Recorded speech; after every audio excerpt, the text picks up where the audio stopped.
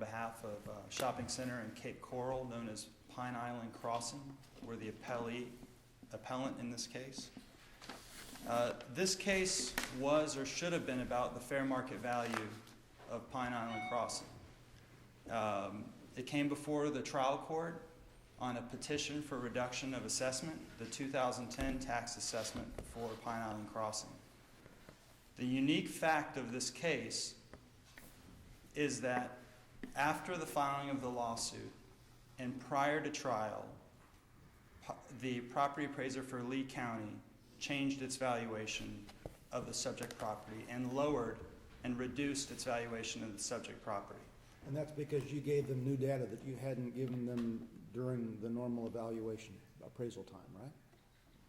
That is correct, Your Honor. That's what they said. In fact, if you look at the record, Your Honor, they did not rely on it. They had it, but the property appraiser's employee, Ms. Sherry Bargis, in page 210 of the transcript said that she had it, she didn't rely on it. The point, Your Honor, is that in Countryside Country Club versus Smith, is that the assessment can't be changed once the lawsuit is filed. And the fact that the court ruled that the second opinion, and Your Honor, I might add to your first question, when this was changed, the opinion was never, there's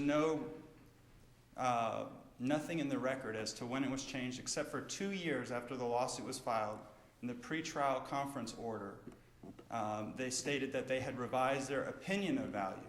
Now, no one, and Your Honor, I'm not standing before the court today saying that they should not be allowed to revise their opinions.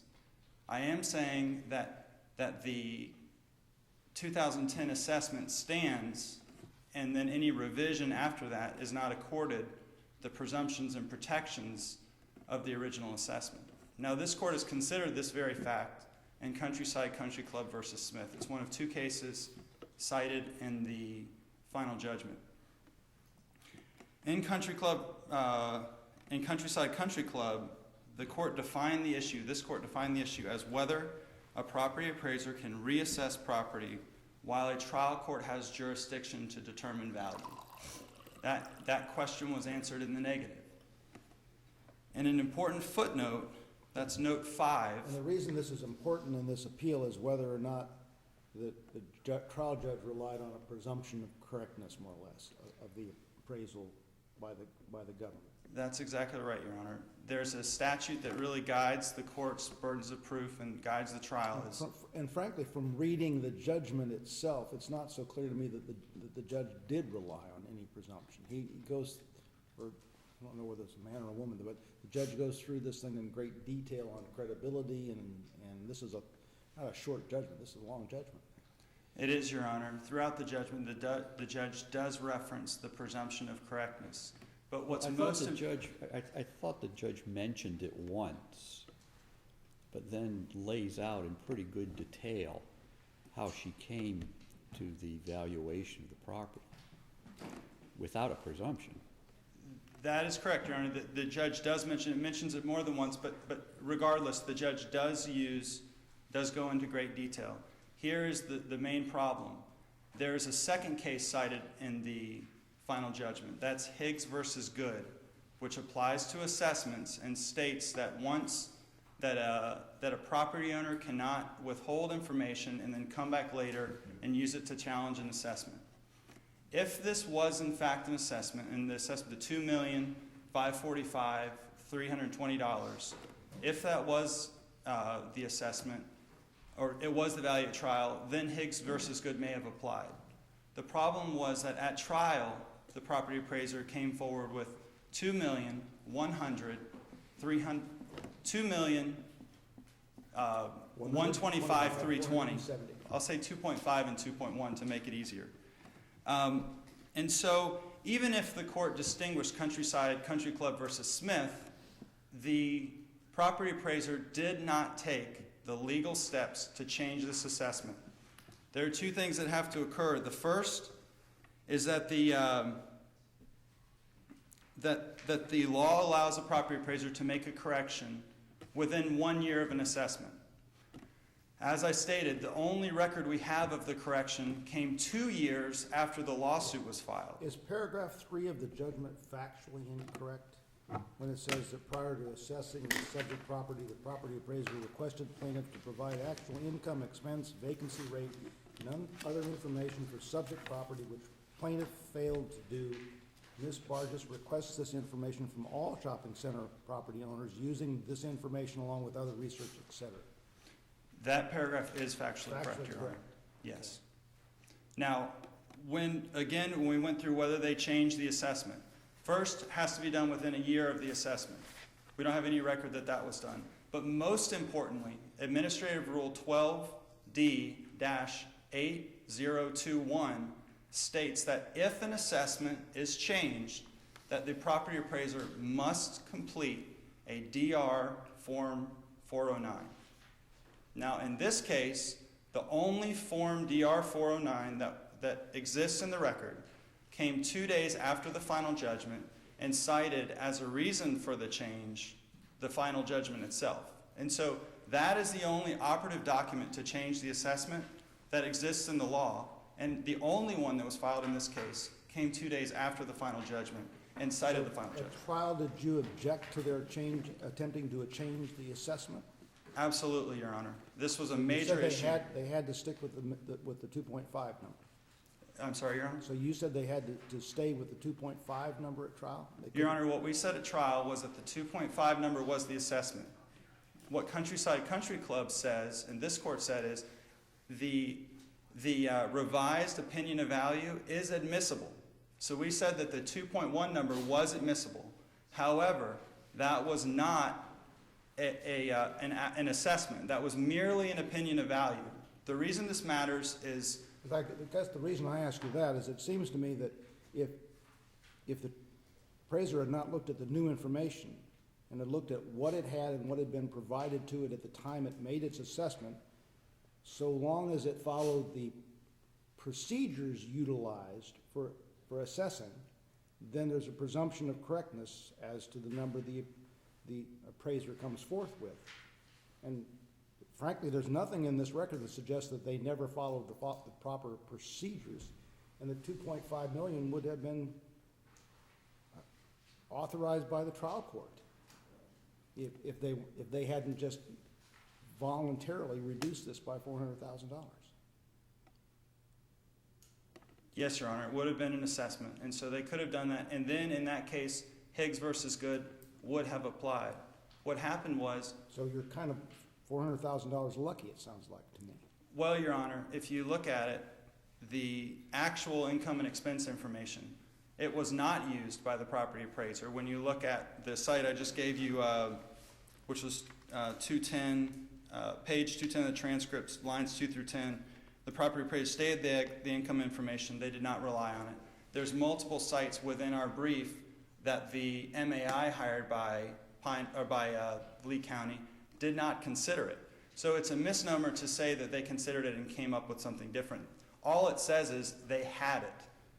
And so... Well, I'm confused. I mean, you just said rely and consider. Mm-hmm. And I'm not sure what you mean. I mean, all the appraiser has to do is consider the information. They don't have to rely on it in coming to the just valuation. Your Honor, the standard, the legal standard in a tax case like this is fair market value. Right. And so what the court or the tax property appraiser has to rely on is what would a market participant do, what would a willing buyer and a willing seller do. So that is the standard. And in doing that, there were like 8 or 9 factors that they consider. Yes, Your Honor.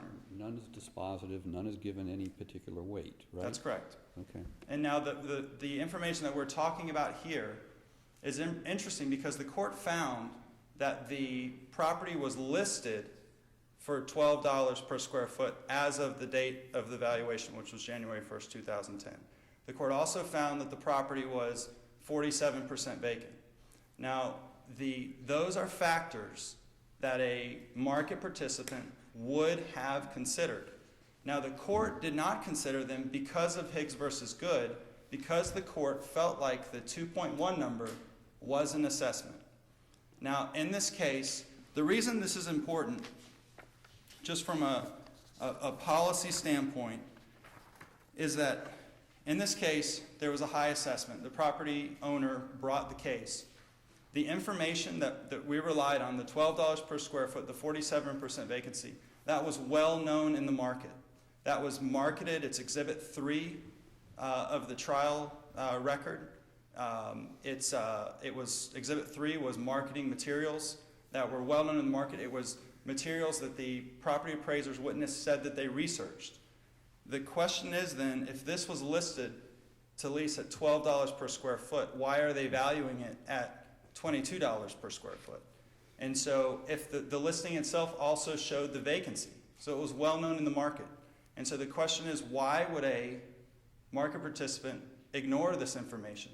The trial court said, the reason I ignored it is because of Higgs versus Good. And it was excluded. And if you read through the amended final judgment, you'll notice that paragraph 14 and paragraph 17 of the amended final judgment is where this comes out, because the trial court was saying that the responsibility is to value market rates, market vacancy, market expenses. The problem was that in this very final judgment, the trial court notes that this property didn't meet those markets. So what the property appraiser's witness did and what the judge ultimately did was valued an average property in Cape Coral, which this property was not an average property. And that's the reason we know is because of the court's findings in paragraphs 4 and 5. Now, really the most important issue in this case relates to the award of costs. And it's an award of costs for Pine Island successfully enforcing its constitutional right to have its property valued at just value. What amount did you use as your good faith valuation? We used $772,000, Your Honor. Okay. And going into trial, the government had reduced this to the 2.1, but even without regard to that, if I'm looking at who got closest to the target, the government did. And is there some case law that says that the prevailing party is the landowner if it's $1 lower than the original assessment, if it's that far off their good faith evaluation? Your Honor, there's no case that says what you've just stated. However, we have Simpson versus Merrill, which is a 1970 Florida Supreme Court case. In that case, the property appraiser assessed the property at $185,000. The property owner argued that the property should be worth $34,000. The trial court ultimately decided that the value of the property was $109,000. Now, in that case, the trial court sided closer to the property appraiser than to the property owner. In spite of that, what the Florida Supreme Court said, and I'll read a quote.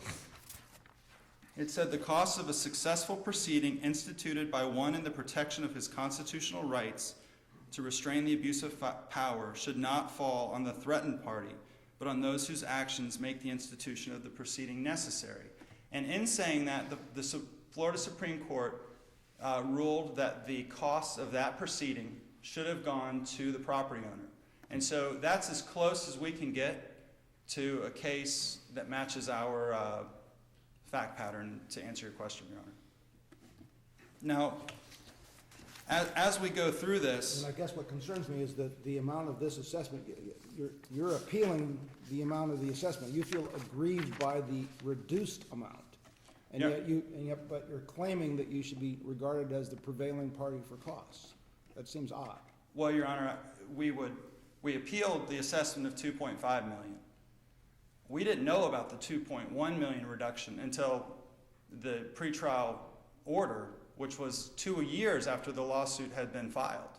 And so it wasn't a situation where we had immediately we were informed, guys, look, we're changing this, we're sorry, we made a mistake. This was 2 years after the institution. What's very important is the pleadings. There were 2 cases cited that the pleadings, I don't even know that the court needs a cite, but the pleadings in a case define the issues. But you never changed your good faith just valuation of the 700-something number. That's come up twice, and I'll address the good faith estimate of value. The good faith estimate of value is not an issue of proof in a property tax case like this. That is a jurisdictional issue. I'll give the court a cite to the statute.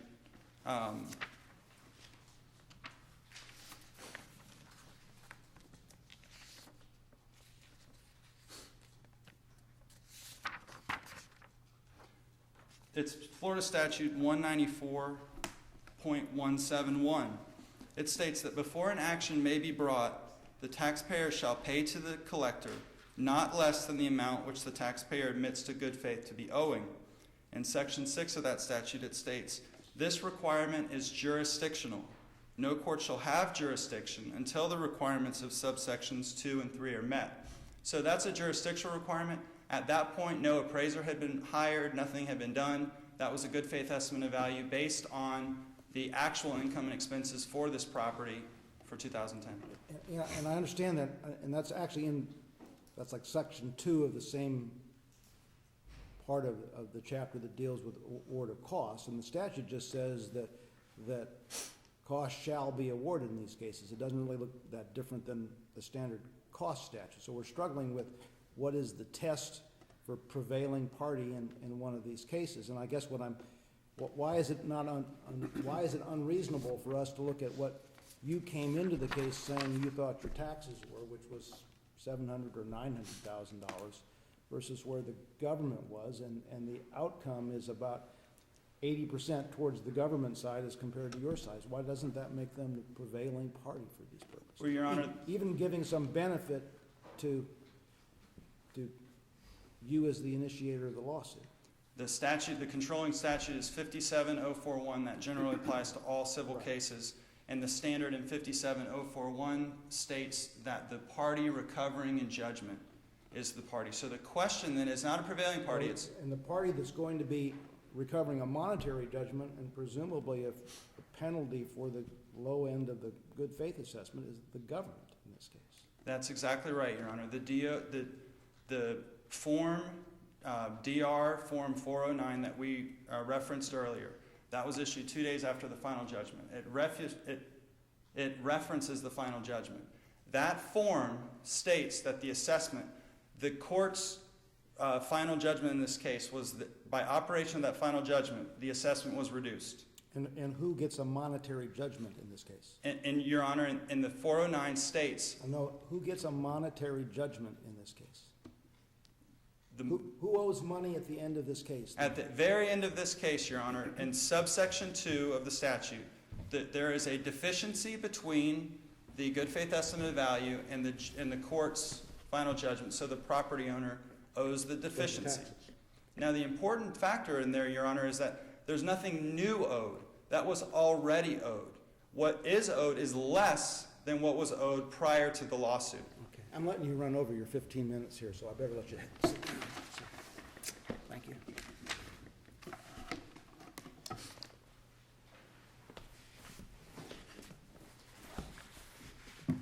May it please the court, counsel, my name is John Renner. I represent the Lee County Property Appraiser. This case involved disputed issues of fact and credibility determinations that were made and resolved against the appellant, Pine Island Crossing. Now, the court's factual findings are not challenged in this appeal. Those findings remain correct. What Pine Island Crossing is arguing about on the merits is only one facet of the evidence that the court heard. The court valued, and all the property appraiser experts, property appraisers and appellants, value the property under the sales comparison approach and the income approach. Pine Island Crossing does not challenge the determinations of value by the court or the property appraisers experts based upon sales comparison approach. We're only talking about the income approach. And that argument is misguided for a number of reasons. First of all the evidence that Pine Island Crossing wanted the court to consider was admitted. No objections were made. Everything, including their actual income, their actual vacancy, and their actual expenses, were before the court without objection. What's interesting is the Pine Island Crossing's expert valued the property using market rent, market vacancy, and market expenses. So did the property appraiser's expert, and so did the trial court. How is it that the plaintiff's expert, the plaintiff introduces this evidence and urges the court to rely on it, and the court does exactly that? The court values the property as advocated by Pine Island Crossing and values it based upon market rent, market expenses, and market vacancy. But now, on appeal, somehow that's wrong. That argument should be rejected, and the judgment on the merit should be affirmed. There is no question whatsoever that the trial judge analyzed the evidence. She wrote the opinion. This wasn't one of the opinions that was ghost authored by trial counsel. It was much better than anything I could have come up with. She analyzed all the facts, both under the presumption of correctness and without the presumption of correctness, and came to the same conclusion, that the fair market value of the property, the just value of the property on January 1, 2010, was the $2.1 million advocated by the property appraiser. Can we tell from the language of her opinion that she affirmatively did not utilize the presumption? Yes. It's at record site 110. You got a paragraph number, maybe? Yeah, it's her conclusion. It's paragraph 4. And it states, however, assuming, parentheses, as plaintiff asserts, in parentheses, that the property appraiser lost the presumption of correctness by revising assessment after receiving the actual income expense data of the subject property from plaintiff, and assuming further, the plaintiff can use the revised assessment without more to meet his burden of proof requirement under Florida Statute 194.301 subsection 2, so that Florida Statute 194.301(2)(b) applies. That's the statutory provision that says the court, when it determines the assessment is invalid, makes the determination.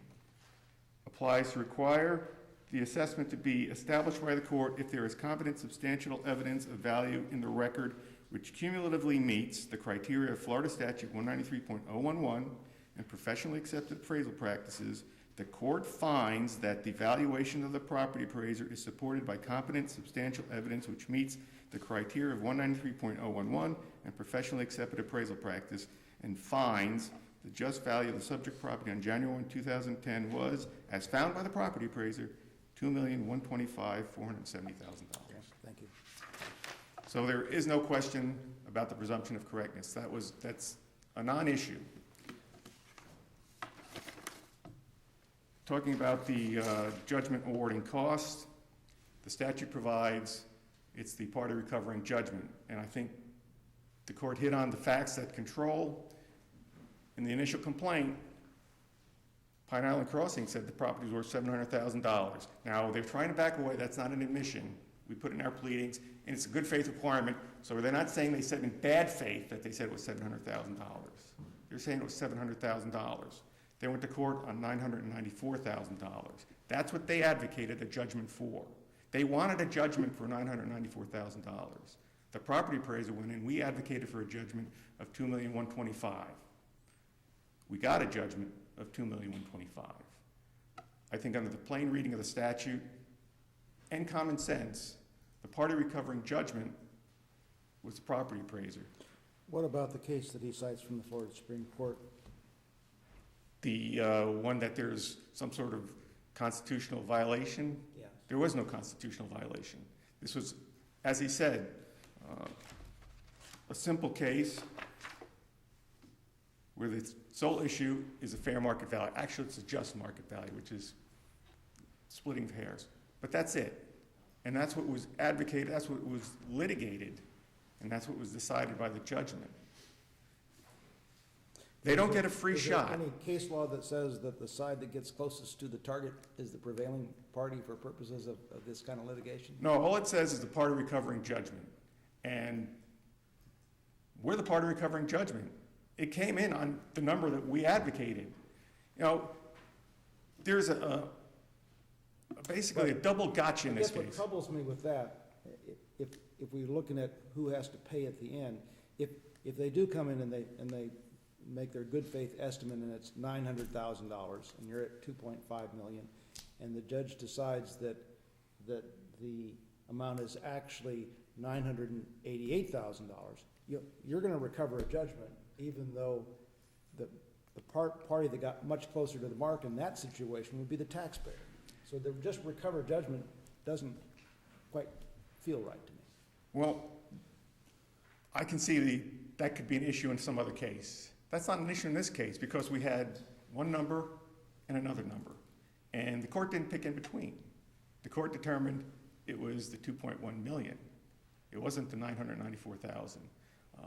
If somewhere down the line I do have a case, I'll certainly be prepared to argue that. You wait that one, okay. But at this point in time, you know, I was going to say there's basically a double gotcha in this case. First of all, you know, the property appraiser does the assessment without the benefit of the documents that property owner withheld. Pine Island Crossing withheld it.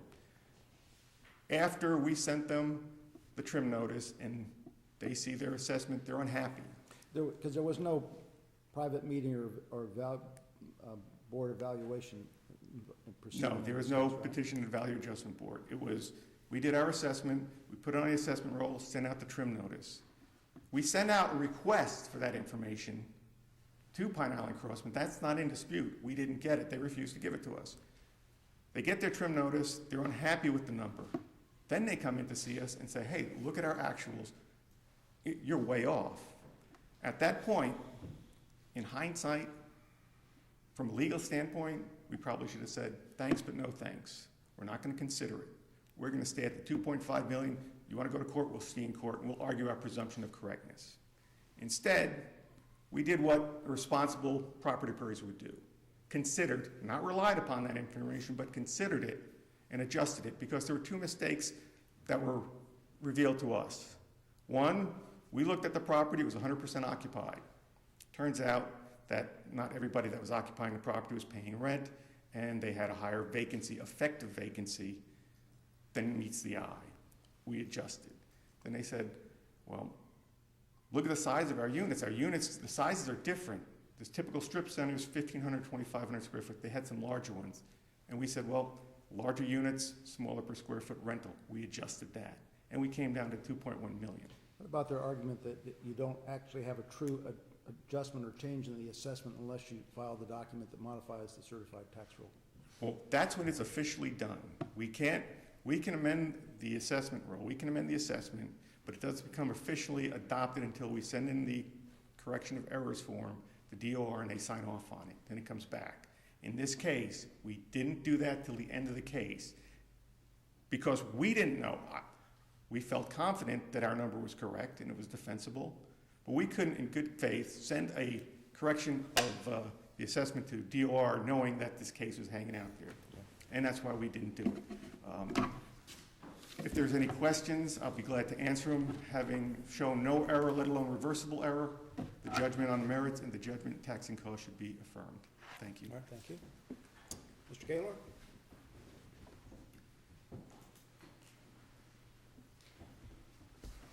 I'd just like to address 2 points that were raised. The first is the point that Mr. Renner made regarding that everything was before the court. There's a general understanding that when a trial court sits as a trier of fact and arbiter of the law, that it can bring everything in and the trial court is presumed to comb through the evidence according to the law. In this case, in paragraph 8 of the amended final judgment, the trial court said, I am ruling out the actual income and expense information from this case.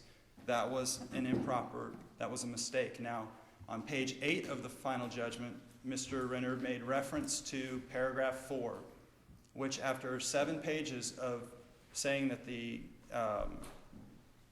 the 2.1 number was an assessment, that paragraph 4 on page 8 states, well, even if I was wrong about everything else, I still find for the property appraiser. The problem with that paragraph 4 is that that would change everything, because that would change the application of Higgs versus Good, and then the court would have had to go through a whole new analysis using the actual income and expense information. And so that's the proper way to have done it. So it's not dispositive, Your Honor, that on page 8, paragraph 4, the court said, well, even if I was wrong about the presumption of correctness, I still find for the property appraiser. Because if the court was wrong about the presumption of correctness, then that would have opened the door for all of that actual income and expense information to have been considered. But it's clear from the first 7 pages that that information was not considered. So the point is that paragraph 4 on page 8 does not fix everything else. Now, I wanted to point out to the court regarding the party recovering judgment. I only spoke about Florida Statute 57041. There is another statute that applies in these cases, which is 194-192. You made reference to subsection 2, and the court was concerned about how is the party that wins basically get the money? Who gets the money at the end of this? Your Honor, if you look at subsection 2, that is a supplemental issue to the final judgment, because paragraph 2 says, if the court finds in a greater amount of the good faith estimate to be paid, it shall enter judgment against the taxpayer for the deficiency in 12% interest. The court necessarily has to first find that there's a difference. They first has to find what the just value is. That brings us back to what the court's role in this entire process was under 194-301, which stated first, they had to prove that they followed the factors, they were presumed correct. We then had the burden to prove that the assessment was in excess of just value. They admitted that the 2005 assessment was in excess of just value, therefore we proved that. So the last step in 194-301 is for the trial court to set the value. And so the trial court, in its amended final judgment, did set the value. And only after that occurred did that subsection 2 of 194-192 kick in. And so again, Your Honor, if as the court says, who gets closer is the standard, the property owner will lose every single time, because you're essentially saying it's an all or nothing proposal. Nothing in the law says that a petition for reduction of assessment is an all or nothing proposal for a property owner. What it is that in I believe it's Article 7, Section 4 of the Florida Constitution says that every property will be valued at just value. In this case, the property was not valued at just value. That value was revised. It did not fit within the 1 year that was required. There was that Form DO 409 must be filed within 1 year. That's what the statute says. That did not occur. That is not in the record. And so the 2.1 million number at trial was not an assessment. The trial court did agree with the property appraiser's number at trial because she felt it was appropriate to exclude the actual income and expense information under Higgs versus Good. And so, but that does not change the fact that the property owner successfully reduced the assessment for the 2010 tax year. Okay, thank you.